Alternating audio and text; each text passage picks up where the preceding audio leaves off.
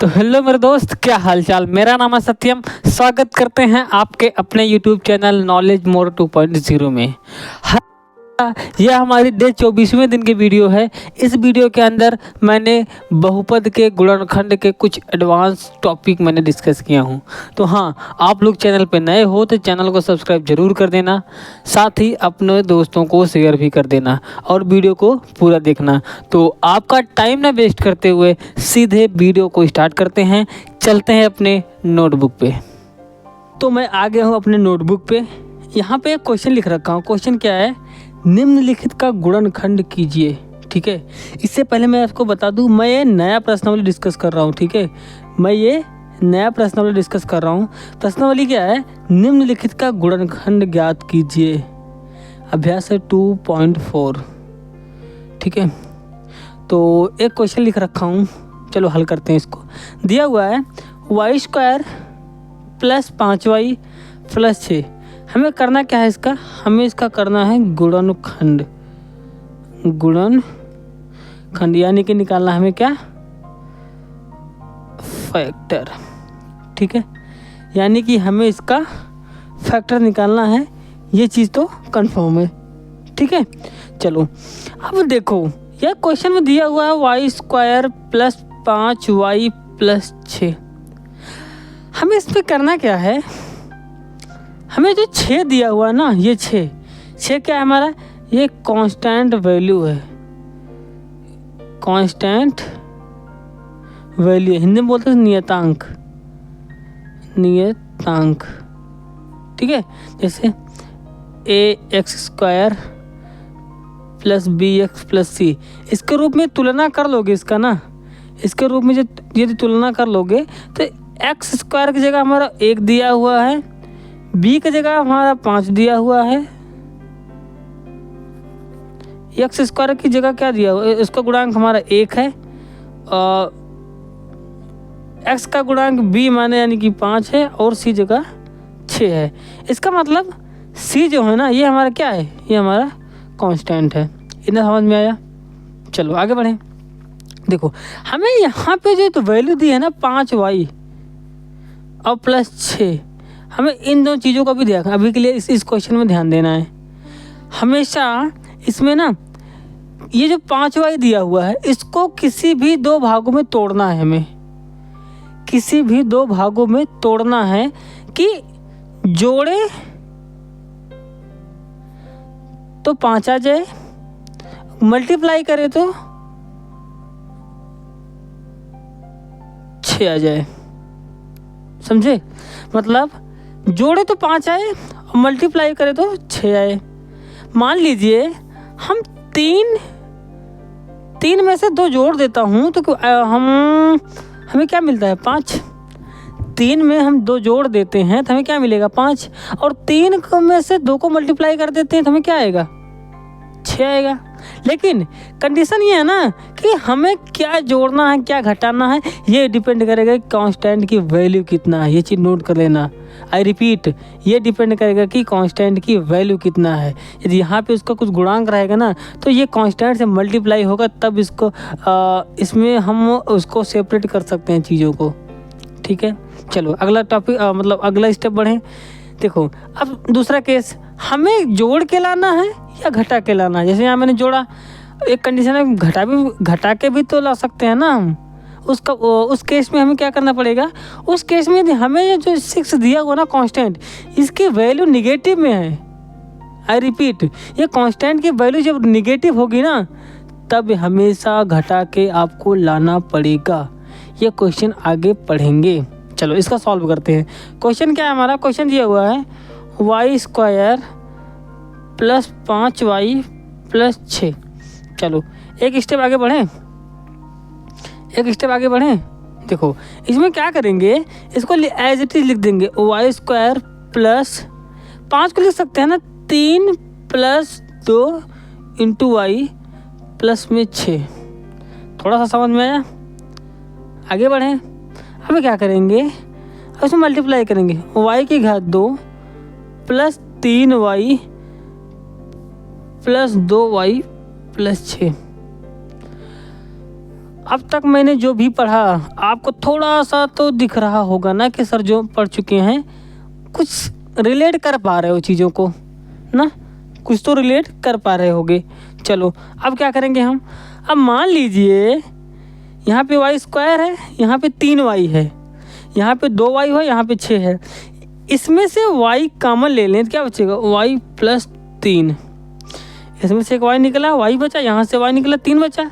Plus में यहाँ plus 2 common ले लेते हैं, क्या बचेगा, y प्लस 3। अब यहाँ पे y प्लस 3 दोनों में है तो हम क्या करेंगे, y प्लस 3 कॉमन ले लेंगे, बचा क्या हमारा, y प्लस 2। आया समझ में, ये हमारा फाइनल आंसर हो जाएगा।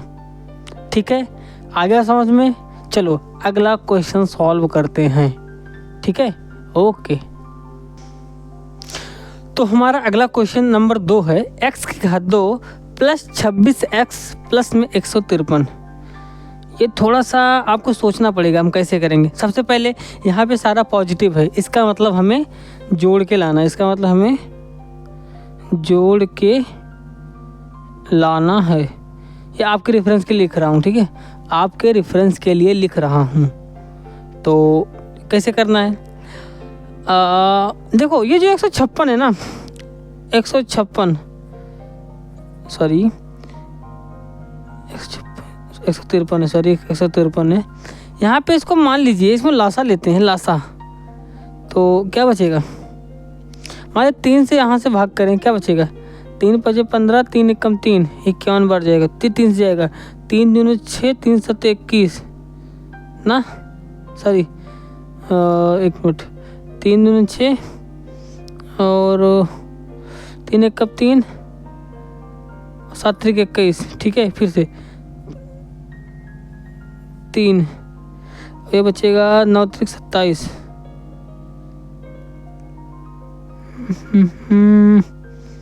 ये नहीं आएगा, अच्छा यहाँ पे 1 का आएगा ना, ठीक है। तो यहाँ पे बचेगा 17, ये हो जाएगा 1। इसका मतलब ये जो 153 का मल्टीप्लाई होगा ना, ये क्या बचेगा, ये बनेगा 3 × 3 × 17। इसका मतलब 9 × 17। मान लीजिए 9 × 17 कितना हो जाएगा, 7 और 20 26।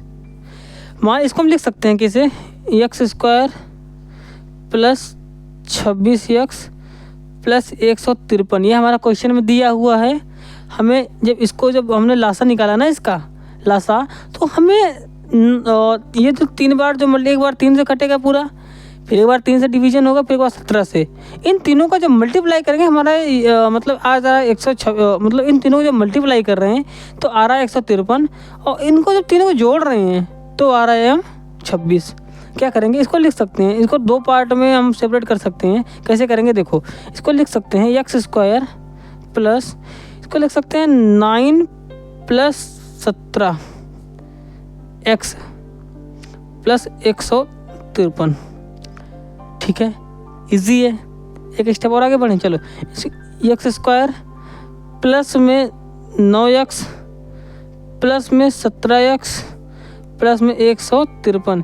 इस x को इसके अंदर मैंने मल्टीप्लाई कर दिया। चलो आगे चलें, चलो x² इसमें x दोनों में x कॉमन लेते हैं, क्या बचेगा, x प्लस 9।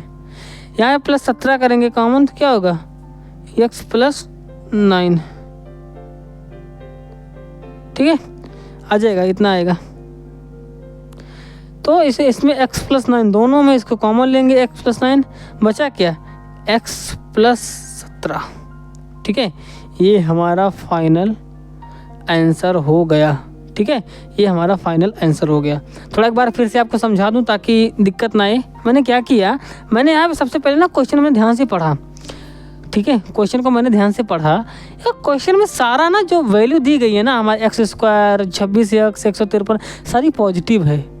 क्या है, सारी पॉजिटिव है। इसका मतलब क्या हुआ, इसका मतलब हमें इसको जो भी सेपरेट करना है ना, जो भी इसको गुणनखंड करना है, हमें हमेशा जोड़ के लाना है, यानी कि पॉजिटिव है सारे में, नेगेटिव कहीं सवाल ही नहीं है। ठीक है, तो हम क्या करेंगे, मान लीजिए देखो कितना हम जोड़ दिमाग लगाएंगे। यहाँ पे सबसे पहले करेंगे ये जो लास्ट में दिया हुआ ना 153, इसका हम गुणनखंड कर लेते हैं। ये अपने रेफरेंस के लिए बता रहा हूँ, आपको सरलतम के लिए बता रहा हूँ। जैसे गुणनखंड करोगे ना तो इसका पार्ट, छोटा छोटा पार्ट आपको सामने आ जाएगा कि ये ना कितने पार्टीशन में ये डिवाइड हो जा रहा है, पूरी तरह से कितना पार्टीशन में डिवाइड हो रहा है।